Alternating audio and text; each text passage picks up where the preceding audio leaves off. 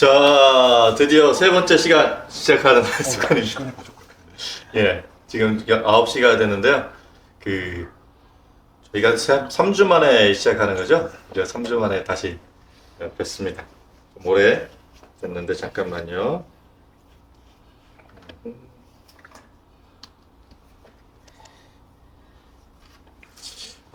자, 세 번째 시간입니다. 부동산 정의. 지난 시간까지 우리가 전체적인 흐름에 대한 얘기 계속하고 있었고요. 이승만 정부 시대서부터 시작해가지고 쭉 해서 현재 화면에서 보시는 김대중 정부까지 우리 열심히 달려왔습니다. 그럼 이제 남은 건 그다음부터 노무현 정부서부터 현재까지의 모습들 오늘 보게 될 텐데요. 그리고 나서 다시 주거용 부동산 전체적으로 정리하는 시간을 가질까 합니다. 자, 김대중 정부가 참 독특한 정부입니다. 지난번에 말씀을 한번 드렸던 것 같은데, 김대중 정부의 정책은요, 왼쪽과 오른쪽을 넘나드는 정책을 썼습니다. 왜 그랬냐면, 항상 제가 말씀드리는 게, 좌파, 우파 없다, 부동산에서는. 그렇게 보셔야 됩니다. 왜냐하면, 우리 관념 속에 지금이 이런 정책을 쓰면 이거는 좌파야, 이런 정책을 쓰면 우파야, 이런 생각들을 많이 하시거든요. 근데 실제적으로 부동산 정책은 실제로는 부동산이 어떻게 돼가고 있는지에 따라서 다르게 표현이 돼요. 올라가면 이거를 억제하는 정책들이 나오게 되는 거고요. 떨어지면 부양하는 정책을 하는 겁니다. 왜 그럴까요? 왜? 모든 경제는요, 경착륙이 아니라 연착륙을 하기를 원하고 있어요. 급격한 변동이라고 하는 것들은 항상 공격을 받거나 아니면 사회를 힘들게 하거나 그렇습니다. 그래서 예를 들면 급격한 변동이 있을 때 환호하시는 분들도 계세요. 요즘에 그 주식가가 많이 올라가면 환호하는 분들도 계세요. 그런데 반대로 주가가 급하게 떨어지면 굉장히 또 싫어하시겠죠? 경기가 갑자기 너무너무 좋아지면 이걸 환호하시는 분들도 계세요. 그런데요, 사실은요, 항상 모든 건 양과 음이 있어서 한차 안 좋은 코로나 때도 환호하는 분들도 계셨어요. 어떤 분들이 계셨습니까? 배달업에 종사하시는 분들, 이런 분들이요. 이런 분들은 환호했단 말이에요. IMF 시절 모두가 다 힘들었다라고 얘기하지만 환호하는 분들도 계셨어요. 현금을 들고 계신 분들. 이런 분들은 그때 자산 가치가 떨어진 자산들을 열심히 긁어 모을 수가 있었거든요.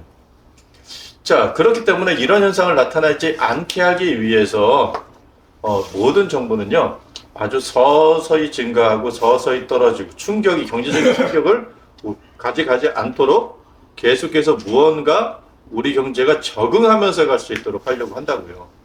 그걸 대표적으로 보여준 게 이 김대중 정부입니다. 보시면 초기에는 왜 초기란 말을 쓰냐면 시작할 때 너무 힘들게 시작을 했거든요. IMF 사태가 있었단 말이에요. 그래서 김영삼 대통령이 굉장히 좋은 정책들을 많이 썼음에도 불구하고 실기를 해서 흔히 말하는 IMF 사태 외환위기라고 하는 것이 딱 찾아왔는데, 외환위기가 찾아오자 IMF의 공고에 따라서 금리가 급격하게 올렸어요. 처음에는요. 그렇게 되면서 부동산들이 아주 폭락을 하게 되고, 왜? 금리가 올라가면요, 대출을 받아서 짐 싸시는 분들이 못 버티거든요. 못 버티다 보니까 안 되겠다, 팔아야 되겠다, 뭐 매물들이 막 쏟아져 나오기 시작을 하고, 창피한 얘기지만 저도 그때 그런 동일한 일을 겪었고, 그런 일들이 있었단 말이에요. 그런데 김대중 정부가 아주 역발상을 해버려요. 역발상을 해서, 이거 이렇게 하면 안 되는구나, 하게 되면서 금리를 오히려 낮추게 되고, 그러면서 이것이 현재는 글로벌 표준이 돼버렸죠. 초기에는 보시는 것처럼 투기 억제 제도를 개정했다. 투기 억제 제도를 개정했다? 가만히 보시면 이건 풀어줬다는 뜻이에요. 풀어줬다. 부동산 가격이 너무 떨어지니까 이거를 막기 위해서 했다. 중도금 지원제 이때 처음 나왔어요. 지금 대부분의 이제 분양을 받으면 중도금을 대출로 해주거나 무이자로, 안 좋을 때 무이자 해주거나 막 이러잖아요. 그런 제도들이 이제 나오기 시작을 하는 거예요. 분양가도 지 마음대로 할 수 있게 해줬다. 뭐 그런 겁니다. 자, 이런 정책들을 하다가 이게 2년 만에 극복이 돼서, 와, 우리 이제 IMF 벗어났어! 뭐 이렇게 되다 보니까 이제는요, 가격이 뜨기 시작했거든요. 이 정책이 너무 잘못 갔던 거예요. 그렇게 되자 이제 다시 좀 쉬어가야 돼. 쉬어가야 너무 빠른 것 같아. 하는 정책들이 나오는 게 이런 것들입니다. 그래서 실제적으로 안정화시키면 어떻게 해야 돼? 이 당시 기준은 이게 맞았어요. 왜냐하면요. 그 당시에 집값을 올리는 요소들이 있었거든요. 요소들이. 제1차 부동산 폭등이 때는 뭐라고 말씀드렸냐면 우리가 교통 여건에 의해서 그렇게 됐다. 뭐 이런 얘기들을 제가 말씀드렸고요. 2차 부동산 폭등이 때는 흔히 말하는 대로 교육 여건 이런 거에 의해서 좌우됐다 그랬었거든요. 흔히 말하는 그게 영향을 미쳤던 적이 바로 불과 얼마 전이었었다고요. 얼마 전이었었기 때문에 다시 안 되겠다. 교육부터 좀 잡아야 되겠는데 하는 일들이 벌어진 게 바로 이겁니다. 자, 그래서 평준화라고 하는 개념이 이때부터 등장을 하기 시작을 해서 이 평준화가 고교 평준화라고 하는 게 지금은 다 정착이 됐습니다만 고교 평준화가 갑자기 시행된 게 아니에요. 흔히 말하는 대로 수도권부터 시작을 해서 지방은요 이때부터 10년 뒤에가 완성이 됩니다.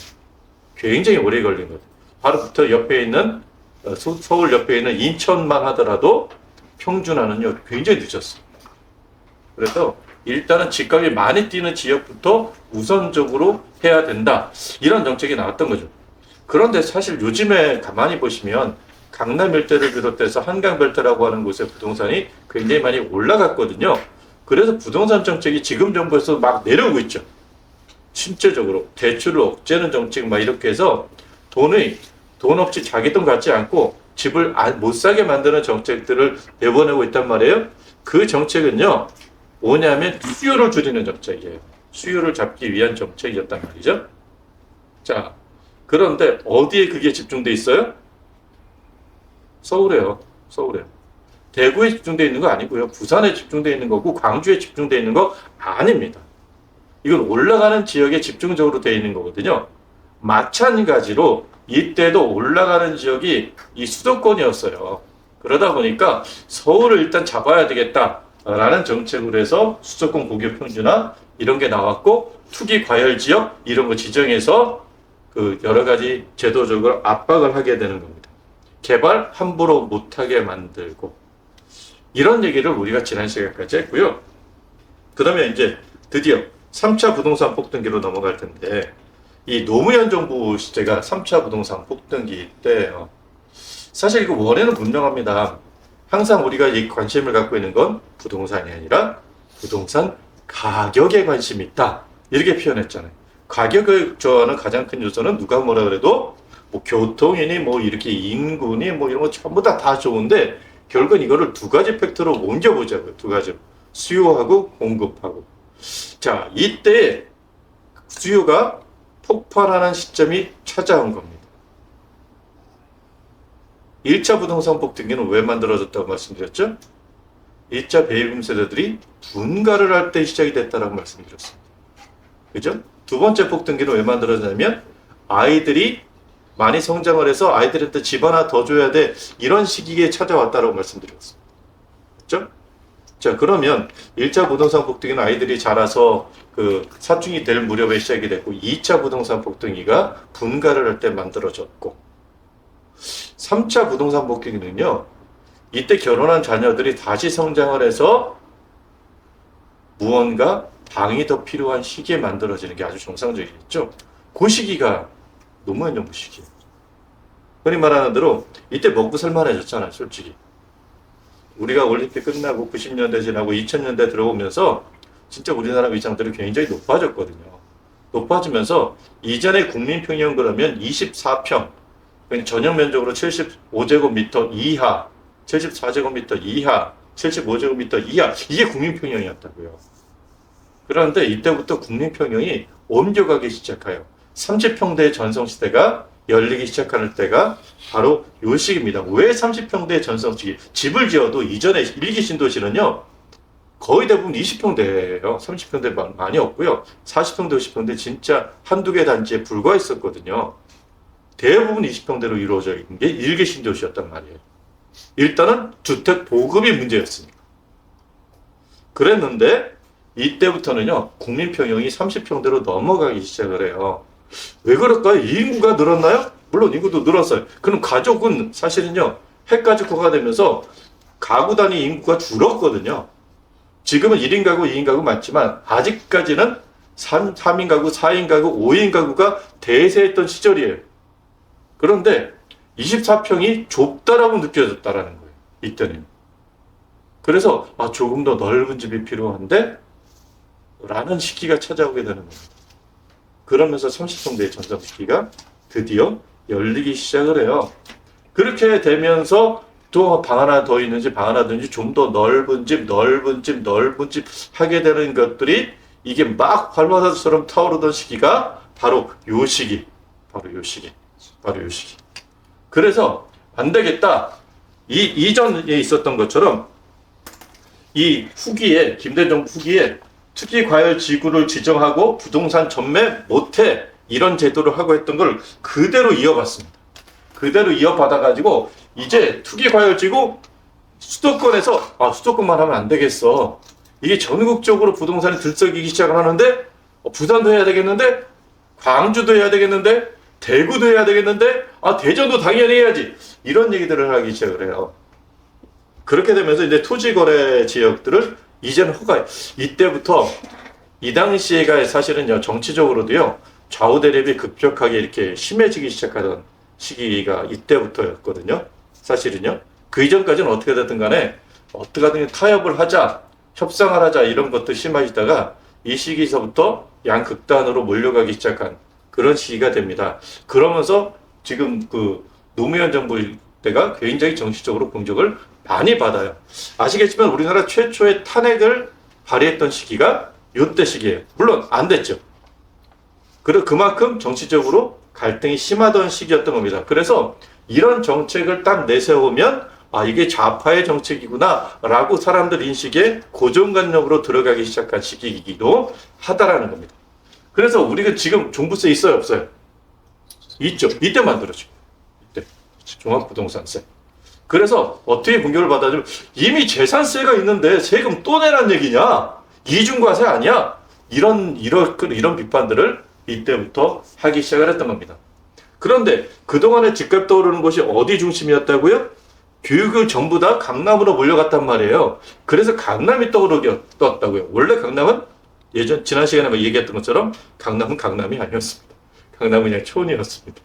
근데 그 지역이 막 개발이 되면서 강북은 노후화되고 강남은 쌩쌩한 신도시처럼 만들어지고 이렇게 되니까 강남으로 몰려갔었단 말이에요. 균형 발전해야지. 그래서 국토를 균형적으로 발전해야 되겠다라고 하는 정책이 사실은 이때부터 나오기 시작을 해요. 그러면서 수도권 역시 제 가장 중심은 수도권이었기 때문에 부동산의 핵심은요. 그래서 요즘이 아니죠. 몇 년 전부터 항상 똘똘한 한 채 이런 얘기들이 계속 나오는 것들이 아마 이때부터 시작된 거라고 저는 생각을 하거든요.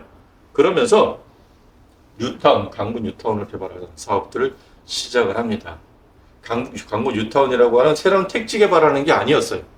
이때는요, 이 강북 뉴타운이라고 하는 건 슬럼화되어 있는 지역을 다시 개발하겠다, 다시 활성화시키겠다라는 그런 정책이었고요. 드디어 판교 개발이 시작이 됩니다. 제2기 신도시들이 이때 드디어 등장을 하게 되는 거죠. 그러면서 흔히 말하는 그 강남이라고 하는 지역의 배후단지가 실제로 쭉 떨어져서 분당이었단 말이에요. 그 분당과 강남 사이에 또 하나의 완충 지역을 하나 만들기 시작을 한 게 판교라고 하는 지역입니다. 그 개발 분담금제라든지 이런 것들을 쭉 하게 되죠. 그리고 여기서 지금까지도 회자되고 있는 새로운 개념이 등장한 게 있어요. 이전에는 없었던 거. 새로운 게 딱 두 가지가 나오는데요. 그게 바로 이겁니다. 주택담보대출 비율, LTV, 론투밸류라고 그러죠. 대출의 비율을 정하는 작업을 하게 돼요. 그래서 이 당시에는 론투밸류를 60%로 했어요. 그래서 집값의 60%까지만 대출해 준다. 사실 이게 어떻게 보면 신의 한 수였어요. 이 나중에 세계적인 경제위기가 한 번 더 찾아오죠. 그게 뭡니까? 서브프라임 모기지론 사태. 그죠? 리먼 사태라고 부르는 그 사태가 찾아와요. 리먼 사태에 대해서 잠깐 미리 말씀드리면 리먼 사태가 원래 이름이 서브프라임 모기지 론 사태란 말이에요. 서브프라임 모기지 론이라고 하는 건 이미 미국에 있는 대출 종류예요. 그런데 원칙부터 살펴보게 되면 서브프라임 모기지 론에서 모기지 론이라고 하는 건 주택담보대출이잖아요. 그리고 앞에 프라임이란 말이 붙죠? 이 프라임이란 말은 우량하다, 튼튼하다 이런 뜻이에요. 그러니까 프라임 모기지론 하면 우량한 주택담보대출 이런 뜻이에요. 아주 건전한 주택담보대출이라는 뜻이죠. 이런 우리나라에서 시행하는 대부분의 담보대출이 이 프라임 모기지론입니다. 실제로는 농협이나 우리은행, 국민은행, 신한은행에서는 아파트 담보대출, 부동산 담보대출이 대부분 프라임 모기지론이에요. 그런데 앞에 서브자가 붙어요. 서브 프라임 모기지론 이렇게 붙는데 서브란 말이 들어가는 단어는 서브라고 하는 이 단어는요. 밑으로 깔린다라는 뜻을 갖고 있는 접두사예요. 우리가 서브란 말 가장 많이 쓰는 게 서브웨이. 그죠? 빵집. 바로 요 앞에도 있어요. 그런데 서브웨이. 지하철이죠. 지하철. 웨이가 땅이잖아요. 길이잖아요. 길 밑으로 간다고요. 그래서 지하철이 서브웨이예요. 비슷한 단어가 잠수함을 서브마린이라고 부릅니다. 마린이 바다란 대양이라는 뜻이거든요. 큰 바다라는 뜻이거든요. 그래서 우리 어린 시절에 봤던 만화 영화 중에 바다의 왕자 마린보이 이런 거 있었잖아요. 이게 바다의 소년이라는 뜻입니다. 지금 바다의 소년 그러면 너무 그럴듯해 보이는 마린보이. 그러면 서브마린 그러면 바다 밑으로 가는 거니까 잠수함을 서브마린이라고 부르는 거거든요. 그럼 서브프라임. 튼튼하고 우량한 거 밑으로 가니까 불량한 거, 부실한 거가 되는 거죠. 그래서 서브프라임 모기지론이란 불량한 주택담보대출 사태라고 얘기하게 되는 겁니다. 한자어로 비우량 주택담보대출 사태. 자, 서브프라임 모기지론에 대한 얘기는 다음 시간에 또 할 거나 아마 이 시간 뒤쪽에서 얘기할 시간이 있을 테니까 건너뛰도록 하고요. 자, 이런 게 왔을 때 사실 그 당시 미국의 대출 비율은요 92% 수준까지 치솟았어요. 집이 10억이면 9억 이상을 대출해 주던 심지어는요 100% 대출도 있었어요. 아니요, 더 심하게요. 10억짜리 집에 12억, 13억 대출도 있었어요. 미국에는. 왜냐면요, 서브프라임 모기지론 사태 오기 전까지 미국의 집값은 단 한 번도 떨어진 적이 없었거든요. 그러니까 그 이상 돼도 어차피 집값 올라갈 텐데 하고 더해주던 시기였어요. 그런데 이걸 우리나라가 충격을 그래도 덜 받은 가장 큰 이유가 이때 LTV가 되면서 우리나라는 집값의 60% 이하로 대출해 준다는 걸 못을 박아놔 버렸거든요. 그래서 집값이 떨어졌어도요, 대출이 집값을 초과하게 되는 일들이 거의 안 생기는 거예요. 우리는요. 그래서 자산 가치가 잘 보존될 수 있었는데, 그 당시에는 이거를 굉장히 집을 올리는 집값을 억제하는 정책으로 나왔었는데, 그 정책이 나중에 효과를 봤었다는 거죠. 그 혜택을 이명박 정부가 누려요. 사실은. 그래서 부동산 정책이라고 하는 건요, 당대 영향을 미치기보다는 실제로는 그 다음에 시간이 지나서 몇 년이 지나서 영향을 미치는 것들이 많아요. 예를 들면 토지 개발을 한다. 택지 개발을 한다. 택지 개발해요? 그럼 그 집이 언제 지어지는데? 몇 년 뒤에. 그죠? 그때 가서 영향을 미치는 거예요. 그리고 가격은 실제로는 가장 이런 발표를 하게 되면 처음에 이런 정책을 한다고 뜨거워라 이거 할 때 잠깐 그러다가 사실은 별 움직임이 없거든요. 왜냐하면 택지를 선정해야 되고 이걸 전부 다 동의 받아야 되고 밀어내야 되고 이렇게 하다 보면 몇 년 가요. 그 이후에 다시 집을 지어지기 시작하면 그때가 진짜 되나 보다 이렇게 되면 그때 가서 조정받는 거거든요. 실제로는요.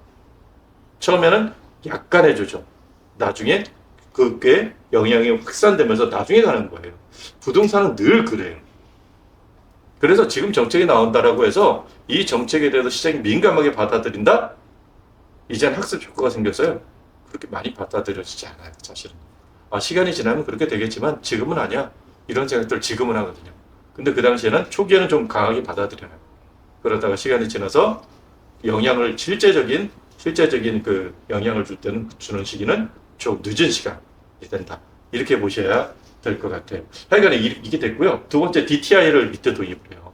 이 DTI가 뭐죠? 갚을 능력이 있는 만큼만 빌려라 라는 거예요. 그래서 대출이 부동산 담보 대출 이전까지는요. 부동산 담보 대출 담보가 있잖아. 부동산이라고 하는 담보가. 그러니까 이 담보 여러 간에서는 빌려줄 수 있어 라는 개념이었다고요. 그런데 소득이 2천만, 연 2천만 원이야. 10억짜리를 샀네? 상환이 가능해요? 안 되잖아요. 그죠? 매월 이자를 납입할 수도 없어요. 그런데 했다고요. 올라가니까. 어떻게 하든 간에. 그래서 진짜 손가락만 빨고 살면서 부동산에 올인을 하는 사람들이 많았다고요. 그런데 그거 못하게 만드는 거예요. 너 신용대출도 끌어오고 무슨 다른 대출 끌어오고 이런 대출 끌어와가지고 여러 주택담보대출까지 다 받았는데 이거 어떻게 갚니? 안 되잖아. 난 너의 상환 능력을 보고 빌려줄 거야.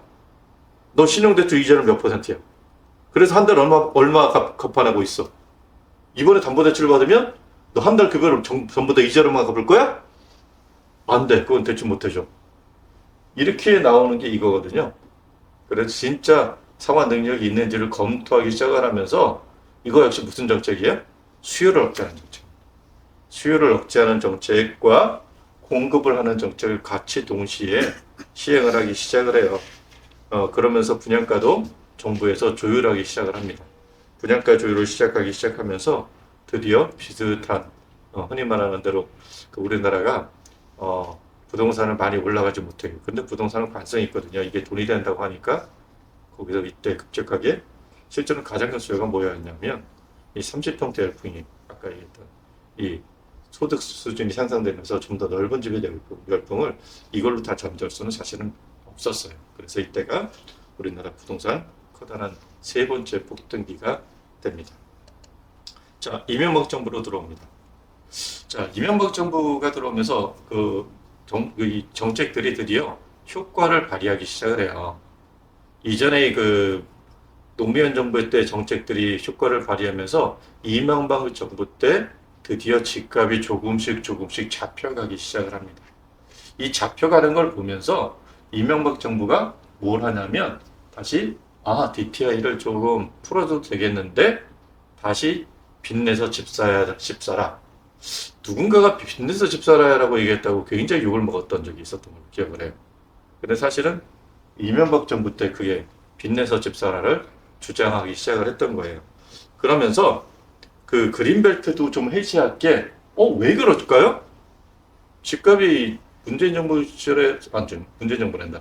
노무현 정부 시절의 정책들이 먹혀지시 하면서 노무현 정부 말이 돼서 집값이 잡혀가기 시작했다는 뜻이에요. 잡혀가기 시작을 하니까 다시 풀어주는 정책들을 만들기 시작을 하고요.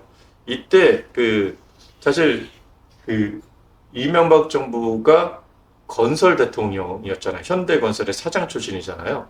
그러면서 서울시장을 할 때 이 건설 갖고 굉장히 호평을 받은 게 하나 있어요. 그게 뭘까요? 청계천이요. 청계천이 원래 제 기억에도 여기가 복개 도로였어, 도로였는데 그거를 다 드러내잖아요. 다 드러내서 처음에는 반대가 좀 심했죠? 가뜩이나 차 막히는데 차 못 다니게 하는 거 아니냐. 그랬는데 다 뜯어내고 그렇게 하니까 물론 굉장히 말들이 많았지만 뜯어내고 나니까 사람들이 그래도 쉴 공간들이 생기기 시작을 하고 사람들이 거기 가서 구경하고 막 그런 일들이 생기기 시작을 했단 말이에요. 그러면서 지명도가 확 올라갔어요. 올라간 다음에 경제 대통령이다 어쩌고저쩌고 하면서 이명박 대통령이 돼버려요. 딱 되고 나서 이제 나 청계천한 사람이야. 그리고 그거와 비슷한 사업을 뭐 하냐면 한반도 대운하 계획이라고 하는 걸 발표를 합니다. 한반도 대운하 계획. 이게 뭐냐면 지금은 사실은 경인운하, 그죠? 경인운하 하나밖에 안 됐습니다만 이 당시 계획은요. 그 영산강도 운하 계획이 있었고요. 대동강도 운하 계획이 있었고요. 낙동강에도 운하 계획이 있었어요. 이 4대 강을 전부 다 운하로 묶어서 100기를 고속도로처럼 100기를 배로 우리나라를 다 다닐 수 있게끔 만들려는 그런 계획이 이때가 발표가 돼요. 그래서 그냥 아니라 한반도 대운하 계획이에요. 그리고 여기 보면 경부운하, 호남운하, 충청운하, 안동운하 이렇게 만들어져 있었대요. 원래 계획이. 그래서 한강과 낙동강을 이어버리겠다 했어요. 아주 야심찬 계획이었죠, 사실은. 그런 계획이어서 실제로 이제 진행이 됐던 건 사실은 이제 경인운하밖에는 진행이 되진 않았어요. 저는 아직 착공도 안 됐었거든요. 그리고 나서 이전에 건설회사들 지원하는 대책들, 분양가 상한제 폐지하고, 토지거래 허가제 폐지하고, 투자가율제 폐지하고. 왜 그랬을까요? 집값이 다시 떨어지기 시작했기 때문이에요. 떨어지기 시작했기 때문에. 그리고 나서 드디어 4대강 사업을 합니다. 이명박 정부에서 가장 기억나는 사업은 아마 4대강 사업일 거예요.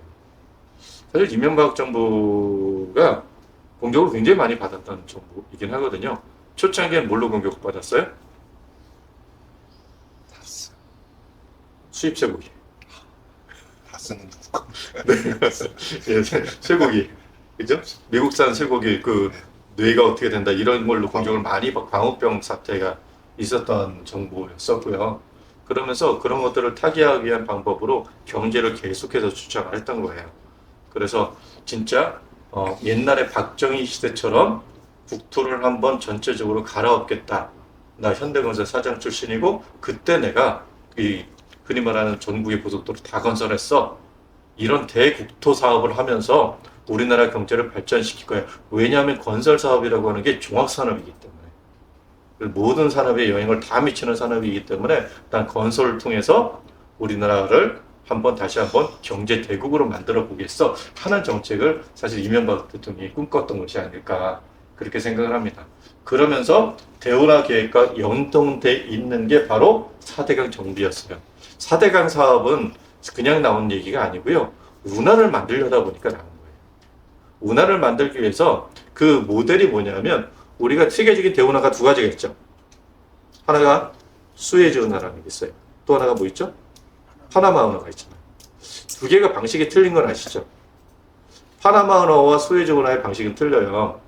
그 흔히 말하는 커다란 대륙을 그 대양들을 잇는 거잖아요. 그래서 그 수에즈 운하는요 어떤 방식이냐면 그냥 뚫는 방식이에요. 근데 파나마 운하는요 가다두는 방식이에요. 그래서 배가 이렇게 딱 지나가잖아요. 이쪽에서 설명을 드리면 그래야 되나?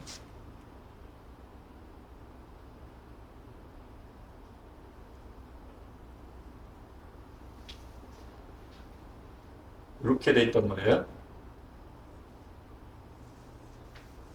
이런 식으로 이제 인도반도가 있고 여기에 있는 거잖아요. 여기에 있는 거니까 이전까지는 희망을 삥 돌아갔었는데 단기간에 갈 수 있게끔 왜냐하면 이 서구권에서 이쪽으로 넘어갈 수 있는 최단 거리였으니까 이거를 만들기 위해서 얘네는 드립답 팠다고요. 드립답하는 정책을 썼었는데 이쪽에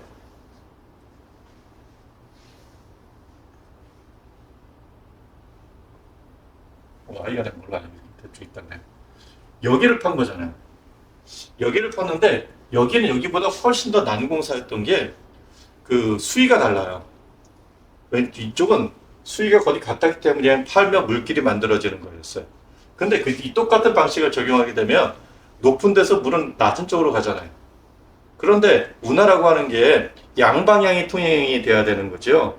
양방향이 통행이 되는데 여기 조금 높은 데가 있어서 한쪽으로만 물이 흘러요. 내려가는 쪽은 괜찮겠지만 올라가는 쪽은 아무리 그냥 엔진을 가동시켜도 올라가기 힘들어 버렸던 거예요. 그래서 도크 방식이라고 하는 걸 주장을 해요. 이 도크 방식이라는 건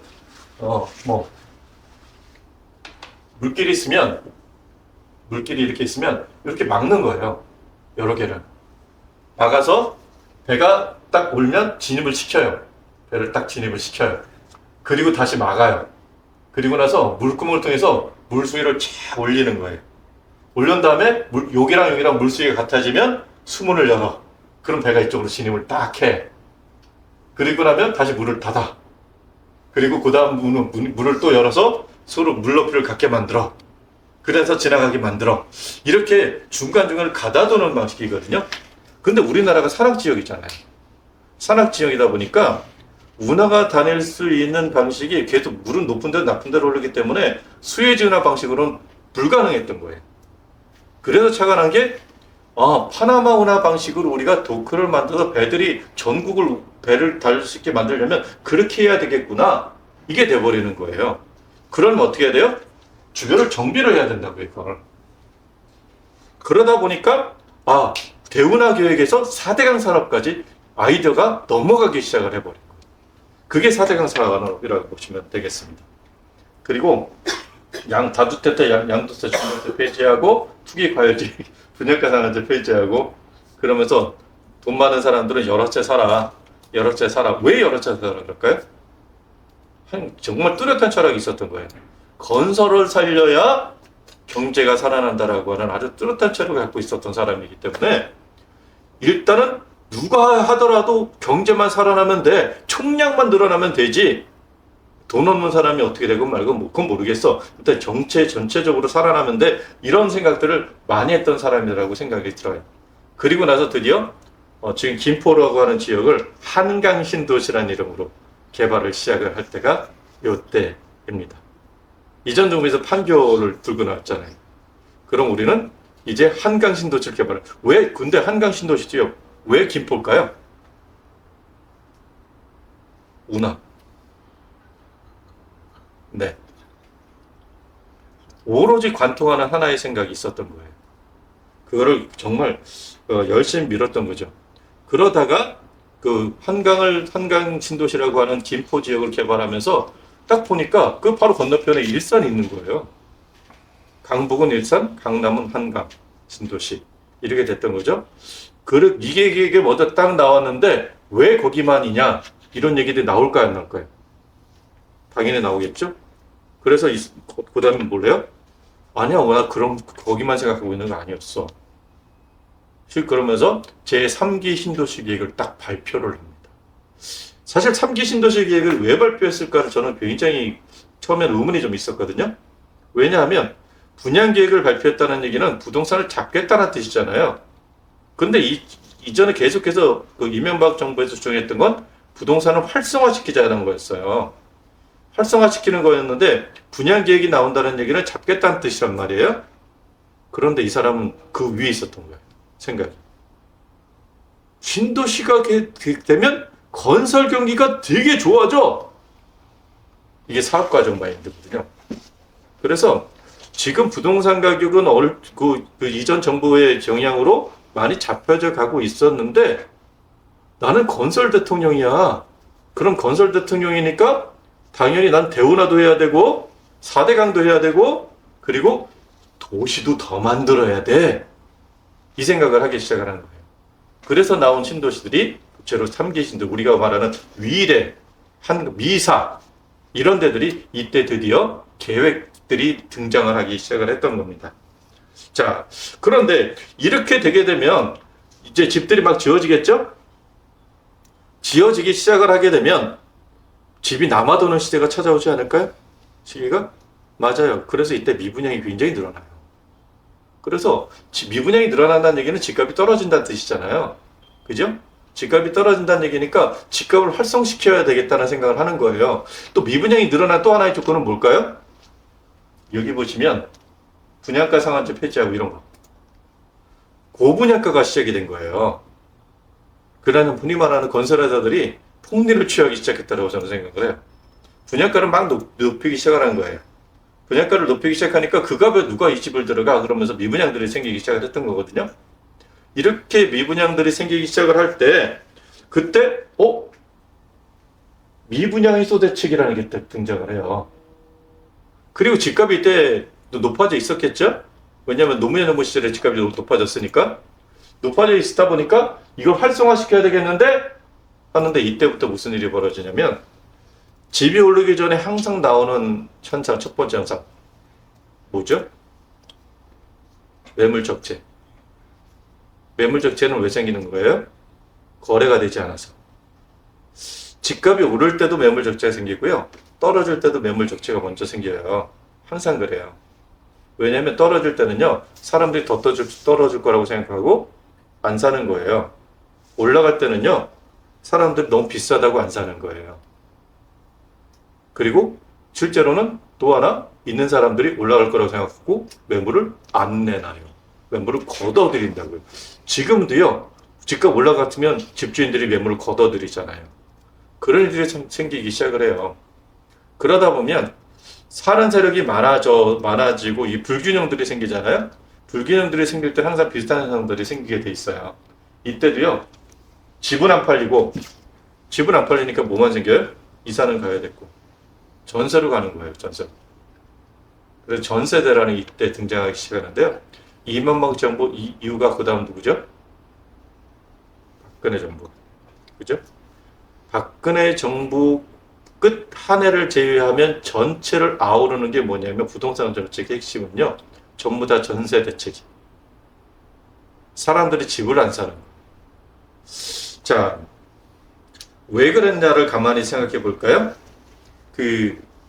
요때를 잠깐 볼게요. 2008년이요. 이명박 대통령이 되는 게 2008년 하면 뭐 생각나는 거 있지 않으세요? 저는 이명박 대통령이 진짜 행운의 대통령이라고 생각을 하는데 2008년도에 서브프라임 모기지론 사태가 터졌잖아요. 그죠? 서브프라임 모기지론 사태가 터지면서 전 세계적인 경제 위기가 쫙 찾아왔다고요. 그러다 보니까 집값이 빠졌다는 뜻이에요. 극적인 반전이에요. 정말 행운의 대통령이에요. 그래서 이전 정부에서 했던 계획들, 이런 노무현 정부에서 했던 이런 것들이 효과를 발휘해서 말 그대로 이명박 정부가 타격을 굉장히 안 받아요. 그리고 경제가 당연히 2008년 전 세계적인 경제가 찾아왔으니까 이걸 살리기 위한 대책들이 쭉 나오면서 건설 경기를 막 활성화시키려고 했던 거예요. 근데 집값이 이때부터 시작해서 이때 빠졌겠어요, 안 빠졌겠어요? 2000서프라임 모기전 터졌으니까. 이때는요, 더 빠졌겠죠. 가속해서 빠지기 시작합니다. 가속화돼서. 이렇게 되니까 집값이 떨어질 때 이때 나온 용어가 있어요. 집 갖고 있는 사람들이 이전 정부가 이런 대책을 시행했잖아요. 주택담보대출 비율 축소하고 막 이랬잖아요. 그죠? DTI 도입하고 그랬는데 요거를 해소를 시켰어요. 근데 이거 그대로 남아 있었다고요. 이명박 정부에도. 그런데 강남이건 부산이건 집값이 어느 정도까지 떨어졌을까요? 40, 50% 떨어진 데가 많아요. 1년에 떨어진 게 아니고 이 기간 6, 7년 동안에 서브프라임 모기지론 사태가 있는 6, 7년 동안에 우리나라가 10년간의 장기 저금리 상황이 발생했죠. 이게 전 세계적으로 똑같거든요. 한 10여 년간의 장기 저금리 상황이 발생을 했다고요. 이 서브프라임 모기지론 사태가 그래서 대공황에 비견되는 굉장히 큰 경제 불황, 단기적인 충격이 아니고 아주 장기적인 경제 불황 시대였었거든요. 이러면서 집값이 10억짜리가 6억이 되고 5억이 되는 일들이 벌어졌어요. 그러면 자연스럽게 요게 돼 있더라도 60% 해줬으니까 서브프라임이 되지 않을까요? 그죠? 집값이 떨어져서 이 집을 팔아도 대출을 다 못 갚는 일이 발생해 버리는 거예요. 그런 사람들 우리가 뭐라 불렀어요?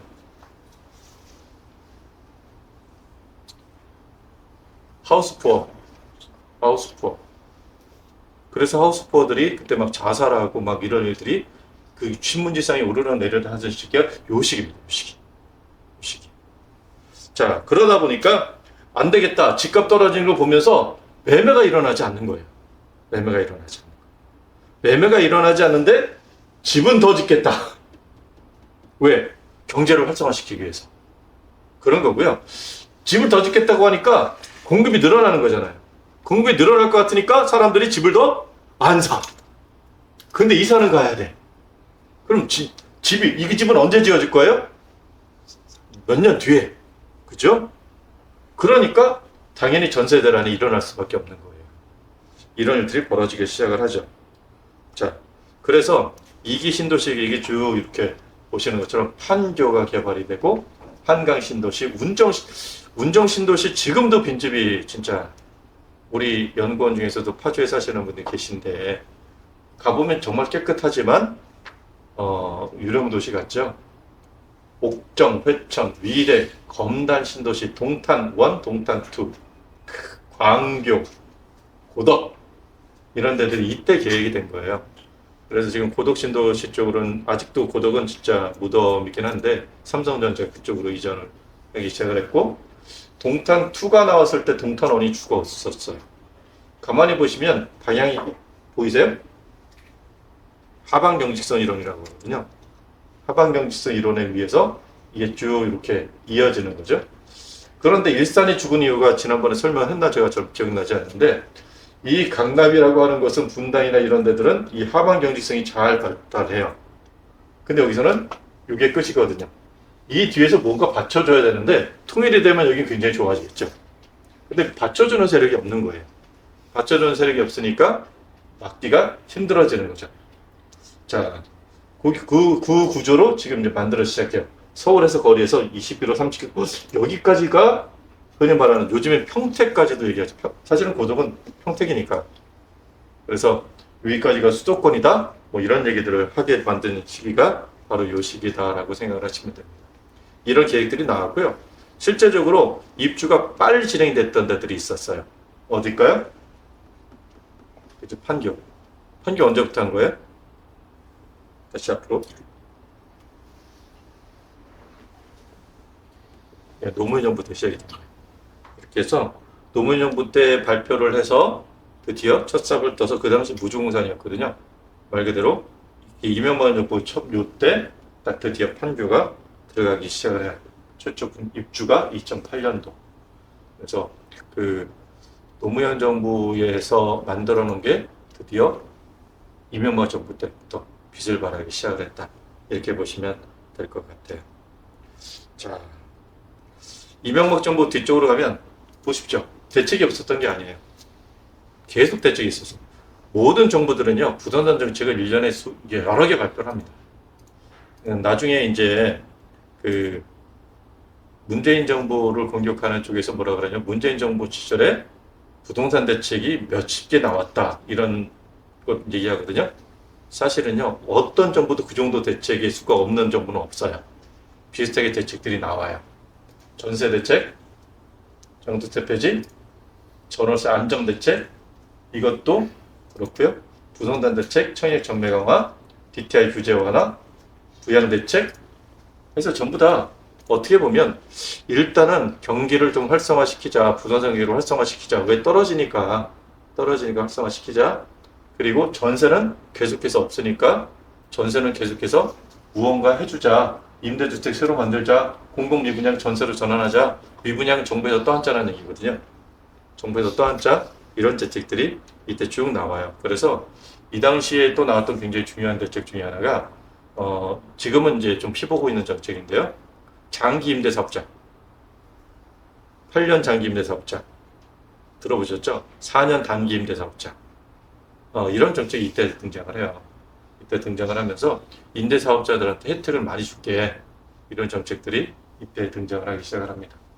그래서 흔히 말하는 대로 일단은 어떻게 하든 간에 사람들이 집을 통해서 경기를 활성화시켜야 되겠다. 이런 생각들을 많이 했던 게 이명박 정부 시절이다. 이렇게 보시면 됩니다. 자, 박근혜 정부 시절이 또 드라마틱한, 부동산에서 굉장히 드라마틱한 건데요. 박근혜 정부의 대책에 의해서 문재인 정부 시절에 부동산 폭등이 찾아와요. 실제로는 문재인 정부가 잘못한 게 아니고요. 박근혜 정부의 정책에 의해서 문재인 정부 시절에 부동산 4차 폭등기가 찾아와요. 항상 부동산은요, 전 정부에서 한 정책에 의해서 그 다음 정부가 혜택을 누리건 폐해를 누리건 그렇게 되는 거거든요. 박근혜 정부 대책 보게 되면 행정수도 백지화. 행정수도 백지화 이게 뭐예요? 세종시. 맞아요, 세종시요. 세종시 언제 얘기한 거예요? 맞아요, 노무현 정부 말에 얘기한 거예요. 세종이라고 하는데 건설하자. 그랬던 거고요. 그거를 이명박 정부 시절에는 이어받았었어요, 사실. 이어받았었는데 박근혜 정부가 이거를 백지화하겠다라고 발표를 해요. 왜 그랬냐면 부동산이 가라앉았잖아요. 여전히 부동산이 계속 가라앉고 있을 때예요. 2013년이면요. 부동산 우리나라 저점이 언제냐? 2014년이거든요. 2014년 4, 4분기 때가 저점이에요. 2013년이면 거의 저점에 가까운 계속해서 떨어질 때 처음에 이렇게 떨어지거든요. 확 떨어지는 거 아니야? 이렇게 떨어져요. 이렇게 떨어지다가 떨어지다가 어느 순간 되면 급격하게 떨어져요. 그리고 이제 떨어진 추세가 좀 완화되는 시점 있죠. 그때가 2013년이에요. 이전의 정부에서 하우스보들이 막 등장을 해서 뉴스를 장식하고 이러던 게 이제 좀 잠잠해지기 시작하는 시점이에요. 그런데 이미 정부가 들어섰을 때는 어떤 관념을 갖고 있어요? 부동산은 하락하고 있다라는 관념을 갖고 있었던 시기라고요. 부동산이 돈 안 된다는 생각들을 많이 갖고 있었던 시기였어요. 그러다 보니까 여기에 무언가 더 짓는 거, 이명박 정부의 차별성을 갖고 와야 되잖아요. 이어받았지만 차별성을 갖고 와야 되는데 이전 정부가 건설 정부였어? 그럼 나는 그거보다는 또 다른 정책을 써야 되겠네 하고 나온 게 그때 했던 것들을 백지화하는 작업을 하는 거예요. 사실 세종특별시, 세종특별자치, 세종시는 어떻게 됐든 간에 계획이 나왔지만 진행이 이명박 정부도 굉장히 더뎠어요. 보면 거의 2기 신도시가 거의 대부분이 앞에서 보시는 것처럼 수도권에 집중돼 있었다고요. 그러니까 지방으로까지 이게 확산된 건 그러지 않았어요. 흔히 말하는 대운하 계획도 서울 경기 지역 수도권에서만 됐었지 계획은 전국이었지만 진행이 되지 않았다고요. 그나마 된 게 4대강 정도가 진행이 됐던 거예요. 사실은요. 그러다 보니까 어차피 진행되지 않은 거 멈추자 이런 얘기 한 거예요. 그럴 수밖에 없었고 그 다음에 대도시 낙후 지역을 개발하겠다. 왜? 전세를 멍비도 아니고 집을 안 짓잖아요. 도심 개발은 안 하고 새로운 택지 쪽으로만 계속 갔거든요. 흔히 말하는 대로 이명박 정부는 새로운 택지 개발해서 새로운 신도시를 만드는 걸 주력했던 사람이지 낙후된 지역을 재건축하려는 데는 별로 관심이 없었단 말이에요.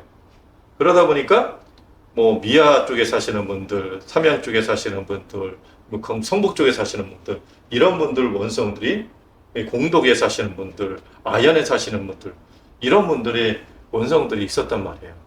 거기만 서울시냐 이런 거. 그래서 낙후 지역을 좀 개발을 해야 되겠다 그러면서 아현지구들이 만들어지게 되고 공덕지구가 만들어지게 되고 이러던 시기가 바로 이 시기라고 보시면 되겠습니다.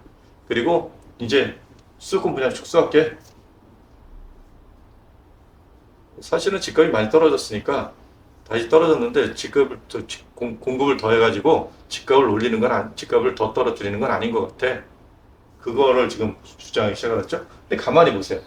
대책들이 보시면 전월세 대책, 전세 대책, 뭐 전세 대책, 뭐 그쵸? 전세 대책 계속 나와요. 전세 폭등하는 시기예요. 그래서 집값이 10억이면 전세가 9억 되는 시기가 바로 이 시기입니다. 그래서 전세 비율이 적정히 보통 50%, 60%이 정도가 적정 비율이라고 많이 얘기하는데 이 당시는 80%, 90%. 그래서 특히 이제 오피스텔이라든지 빌라라든지 이런 데들은 거의 가격이 매매 가격이나 전세 가격이나 비슷한 일들이 벌어지기 시점이 요때다라고 보시면 됩니다. 그리고 리모델링 방안이라는 게 딱 등장을 하는데요. 이 리모델링이라고 하는 건 우리가 보통 이전까지 리모델링 그러면 우리가 환경을 좀 바꾼다 이런 개념이었는데요. 여기 재미있는 말이 나와요. 수직 중축. 수직 중축. 이게 뭘까요? 이거는요. 제1기 신도시를 대상으로 한 거예요. 제1기 신도시에서 가장 높은 집은 몇 층일까요? 15층이에요. 15층. 뭐 지금 23층 뭐 이런 건 그 나중에 나온 것들이고요. 천편일적으로 제일 높은 게 15층이에요. 그런데 이 당시에 들어온 공법이 철근 콘크리트 공법이 제대로 들어가기 시작을 하면서 집들이 엄청 튼튼해요.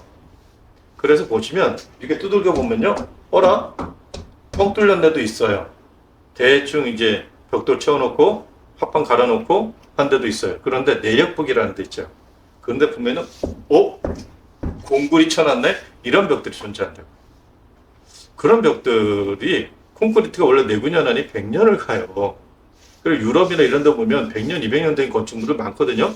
저희 꼬맹이가 지금 살고 있는 집도 100년이 넘은 아파트예요. 근데 튼튼해요. 100년 넘었는데 안 허물어요. 재건축 안 해요. 이게 정상적인 거예요. 그런데 그리 말한 내력벽, 기초는 튼튼하니 이거 허물어질 리가 없어. 그럼 15층에다가 한 16층, 17층 더 만들어서 그 나머지 두 개를 분양할까? 이런 얘기가 나오는 게 이거예요. 리모델링을 하는데 그 집 안을 리모델링이 아니라 아파트 단지 자체를 리모델링한다라는 개념이에요. 그래서 한 개층, 두 개층을 더 쌓아서 그걸 분양을 해가지고 그 집주인들이 나눠갖게 만들자.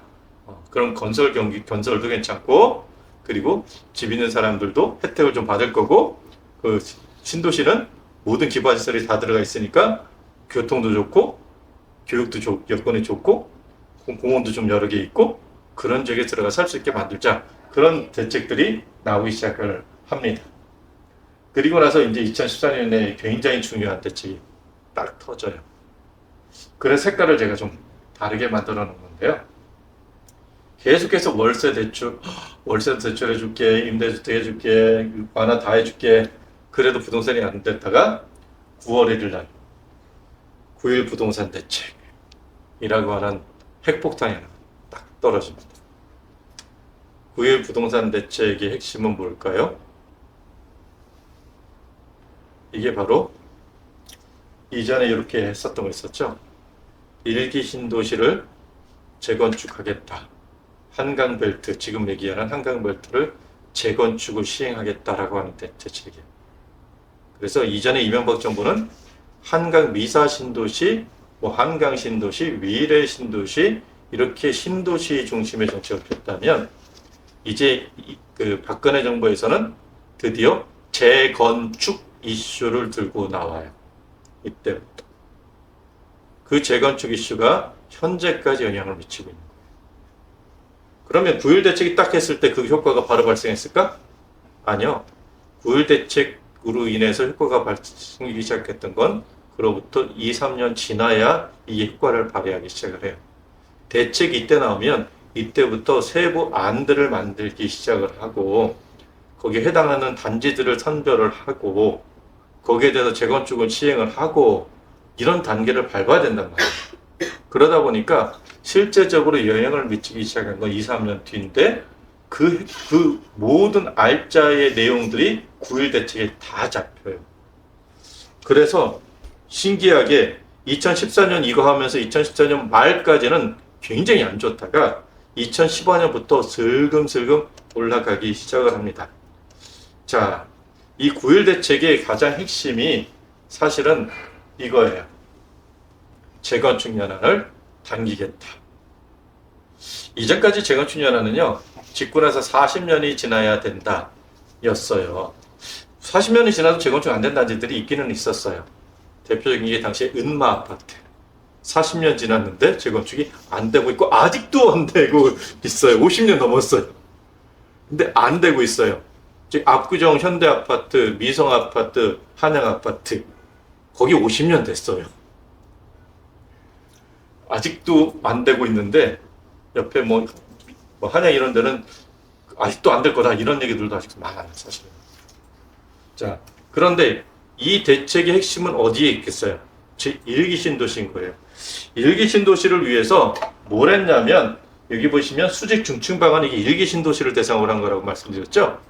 맞아요. 1기 신도시를 위해서 했던 거예요. 했는데 안 되겠다. 아예 판을 갈아 엎어야 되겠다. 1기 신도시가 언제 만들어졌냐면 1987년부터 96년 사이에 만들어졌어요. 부산의 해운대 신도시 이때 만들어졌고요.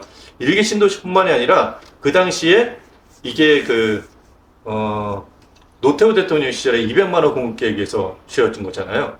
그래서 전국 각지, 지금 30년대 아파트들, 지금 가장 수요를 많이 갖고 있는 거, 그 200만 채가 한꺼번에 지어졌단 말이에요. 1987년부터 96년 사이. 이게 전부 다 타켓이 되는 거예요. 상계, 분당, 일산, 중동, 이게 전부 다 타켓이에요. 이 타켓을 왜 재건축이 안 되냐 봤더니 1990년 기준으로 플러스 40을 해보세요. 2030이 나온다고요. 2030년이 지나야 재건축을 할 수 있는 거예요. 그러니까 이 당시가 보면 지금 2025년이지만 이 당시는 2025년이 아니고 언제겠어요? 여기 보시면 2015년이란 말이에요. 지금부터 10년 전이라고. 10년 전. 10년 전이니까 얼마나 된 거겠어요? 기껏해야 20년 간 넘은 거예요. 20년 간 넘은 아파트, 이거를 재건축하겠다고 들고 나온 거예요. 이해되세요? 그래서 9.1 대책이 안 되겠다. 40년에 30 남기자. 근데 속내 얘기할까요? 이건 비판하는 사람 얘기예요. 실제로 박근혜 정부 타겟은 일기 신도시 아닙니다. 박근혜 정부의 타겟은 일기 신도시 지어지기 전에 지어진 아파트들이었어요. 뭘까요? 박근혜가 살던 동네. 반포, 잠실,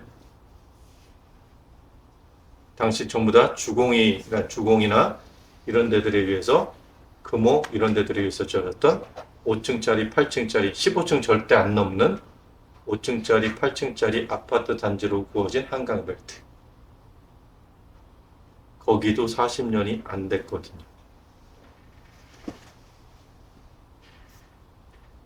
그래서 25년밖에 안 된 아파트를 재건축한다는 건 박근혜 정부도 무리수예요. 10년이나 남았잖아요. 그런데 눈앞에 보니까 아파트가 또 진짜 엄청나게 많은 지역이 있더라고요.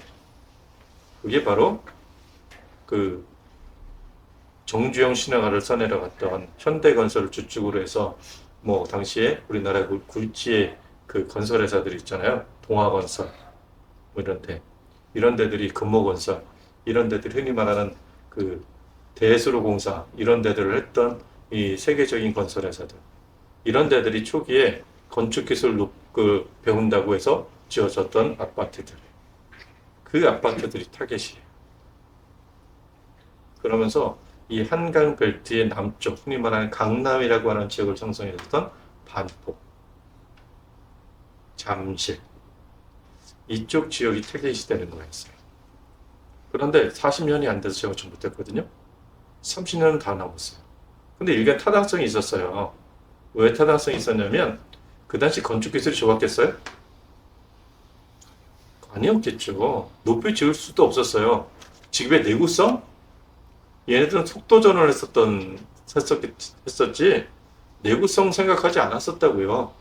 그냥 지었어요.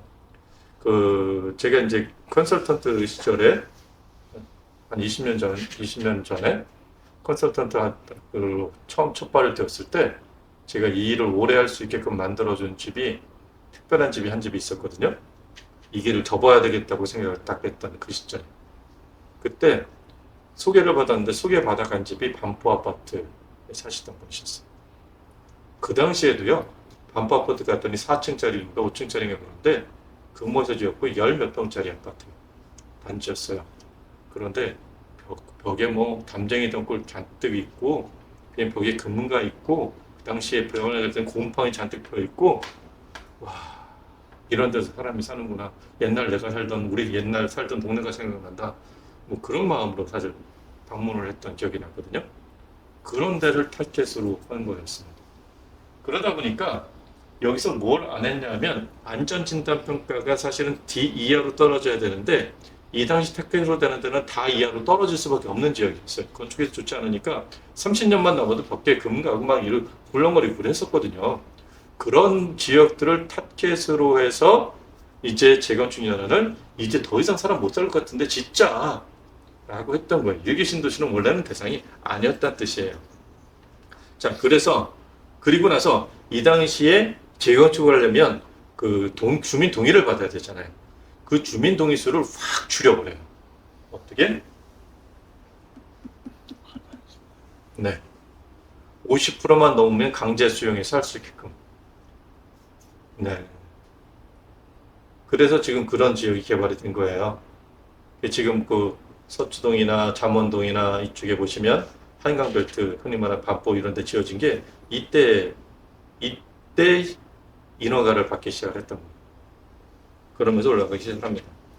그러면서 재개발 가구수 의무 건설 비율 5포인트 완화, 기부 체납 지침, 기부 체납 축소한다. 기부 체납 축소가 뭐죠? 원래 그 아파트 단지를 지으면요 일정 부지를 정부에다가 내놓게 돼 있어요. 그걸 공원으로 만들어서 내놓든 운동시설을 해서 만들어놓든 학교를 지어서 내놓든 이렇게 내놓게 돼 있거든요. 그거 줄여줄게. 그럼 니들 조합원 비율이 늘어나잖아. 뭐 그런 얘기라고 보시면 됩니다. 이게 박근혜 정부의 9.1 대책의 핵심이었어요. 가장 중요한 건 맨 위에 이거 재건축연화를 단축시킨 거. 자, 그래서 이제 뭐 등등 이런 내용들이 나오는데 마지막까지만 보고서 끝낼게요. 오늘 박근혜 정부 끝내고는 가야 될 것 같으니까. 그런데요, 이렇게 돼서 이 앞에서 보시면 2014년에 9일 대책이 나왔다 그랬죠. 2015년이 지나고 2016년에서 2년 지납니다. 영향이 있겠어요, 없겠어요? 2년 지났어요. 투기 과열 지역? 해제한 지가 얼마 안 됐는데? 예, 박근혜 정부 말에 부동산이 뛰기 시작을 했어요. 9일 대책 영향으로. 2년 만에 부동산 가격이 다시 뛰기 시작하는 거예요. 그러자 투기 과열지구 DTI, LTV 풀어줬잖아요. 분명히 여기서 풀어줬다고요. 풀어줬었는데 이런 풀어줬던 것들을 다시 강화를 해요. 과열지구, 위축지구, 집단대출, 제2금융권 대출, 은행에서 제출 안 해주니까 제2금융권에 가서 대출 받아. 이런 거 다 막기 시작을 했던 거예요. 분양가 규제도 하고 소유권 이전 등기 제한. 왼쪽 정부 거네요. 네, 박근혜 정부가 한 거예요. 박근혜 정부가. 또 합니다. 자, 부동산만큼은 왼쪽 오른쪽 없다. 왼쪽 오른쪽 없다고 생각하셔야 돼요. 진짜요. 올라가면 복제하기, 떨어지면 부양하기. 항상 정부 정책은 그렇다. 그렇게 보셔야 됩니다. 자, 2016년 4월에서부터 11월 2016년 통으로 이제 전부 다 부동산 가격이 올라가기 시작했기 때문에 너무 급격하게 또 올라가니까 억제하는 정책을 박근혜 정부가 다시 피기 시작을 한다. 이렇게 보시면 되겠습니다. 오늘은 여기까지 박근혜 정부까지 했고요. 다음서부터 이제 우리가 진짜 최근 문재인 정부 그리고 윤석열 정부 이쪽으로 넘어갈 생각입니다. 그리고 전체적으로 다시 정리하는 시간을 갖도록 할게요.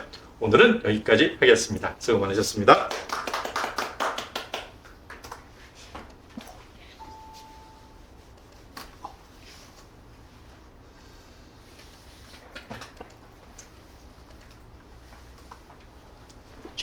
모니터 왜 이렇게 큰 거 사셨어요? 케이스만큼